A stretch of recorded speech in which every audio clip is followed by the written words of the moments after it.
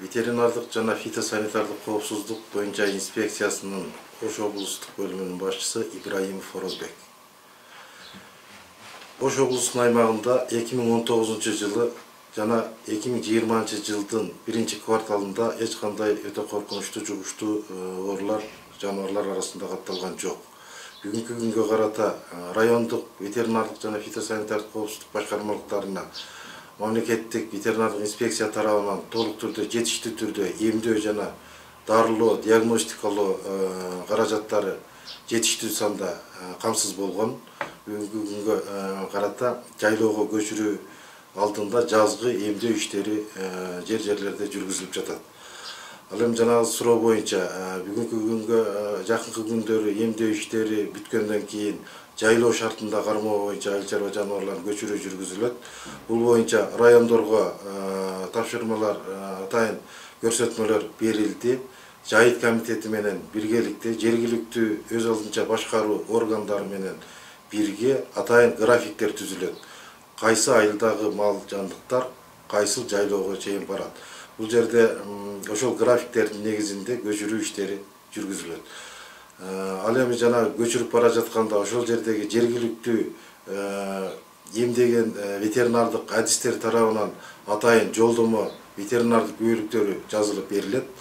Алар ал күбөлүккө мал жандыктардын ден соолугу жөнүндө кайсы ооруларга каршы эмдөөдөн өткөндүгү тууралуу бардык маалыматтар жазылат жана ошол жайлоого жеткенге чейинки маршруттук жол дагы түзүлөт. Эгерде автоунаалар менен жеткире турган болсо, ал жактарга ошол автоунаанын мамлекеттик номеру дагы көрсөтүлүп жазылат.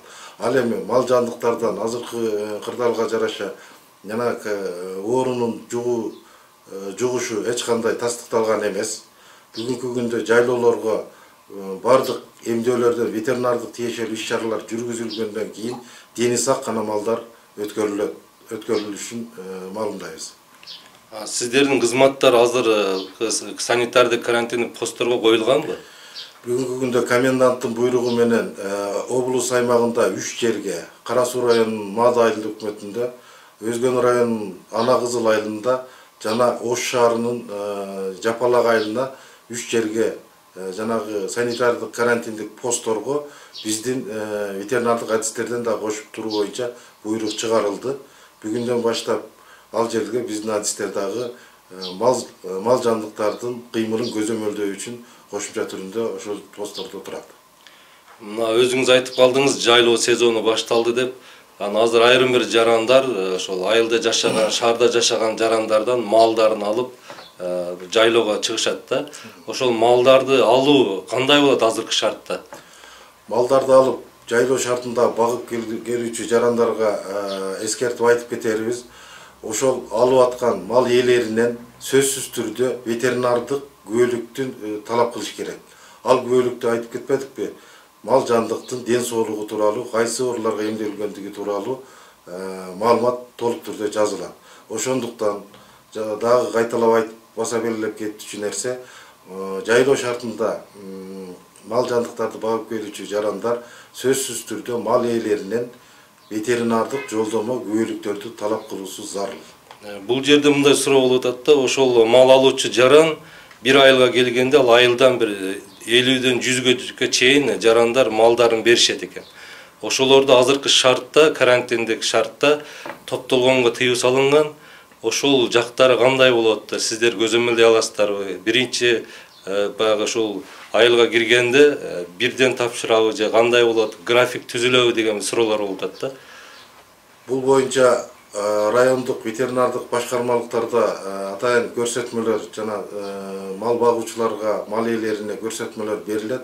Ал жерде айылдын ичинде дагы эл башчылары менен биргеликте, жайыт комитеттери менен биргеликте атайын графиктер түзүлүп, кайсыл жерге чогултулат, кайсыл жерден күнү белгилүү болуп, анан ошол күнү ветеринардык адистин көзөмөлүндө коштомо документтин жазылышынын негизинде жолго чыгып кетишет.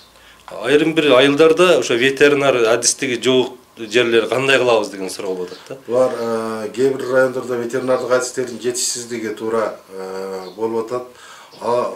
Андай учурларда райондук ветеринардык башкармалыктарга кайрылышса болот. Ал жерде атайын мобилдик группалар бар.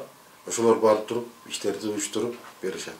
Учурдан пайдаланып, облустун жана жалпы эле тургундарга кайрылып кетерим.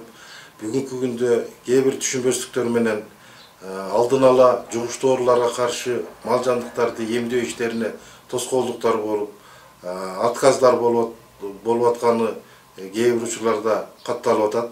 Ошондуктан жалпы тургундарга кайрылып кетерим. Негизи жакындарыбыздын, балдарыбыздын, элибиздин ден соолугу бардыгыбыздын жоопкерчилигибиз деп эсептейм.